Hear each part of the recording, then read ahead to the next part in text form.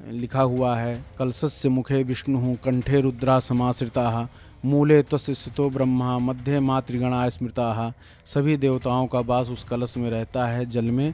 तो सरयू नदी के पास जाकर के वहाँ से जल ले करके, और सरयू जल परम पवित्र है ही है, तो वहाँ का पवित्र जल ले करके आएंगे और तब प्रवेश करेंगे।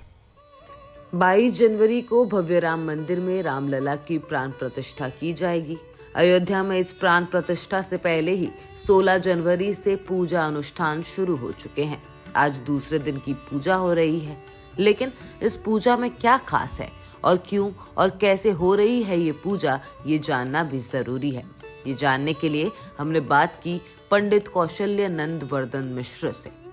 जल यात्रा पहले, उसमें कलश यात्रा निकलेगी और श्री अवध में सभी माताओं को भी आमंत्रित किया गया है कि सुवासिनी 16 श्रृंगार से युक्त माताएं जो शुभ लक्षण वाली मानी गई हैं, अलंकृत हो करके और कलश में, जिसमें वरुण के रूप में भगवान ही वास करते हैं, लिखा हुआ है, कलशस्य मुखे विष्णु कंठे रुद्रा समाश्रिता मूले त्वस्य स्थितो ब्रह्मा मध्य मातृगणा स्मृता। सभी देवताओं का वास उस कलश में रहता है जल में। तो सरयू नदी के पास जाकर के वहाँ से जल ले करके, और सरयू जल परम पवित्र है ही है,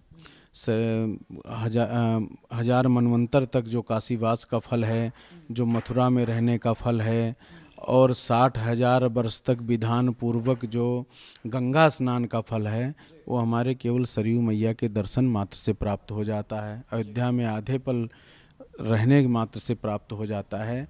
तो वहाँ का पवित्र जल ले करके आएंगे और तब प्रवेश करेंगे। ये सिर्फ एक अनुष्ठान नहीं है, रामलला की प्राण प्रतिष्ठा तक ऐसे कई अनुष्ठान किए जाएंगे। अब राम भक्तों को इंतजार है तो सिर्फ 22 जनवरी का, जिस दिन उनके रामलला इस मंदिर में विराजमान होंगे और उनका सालों का इंतजार खत्म होगा।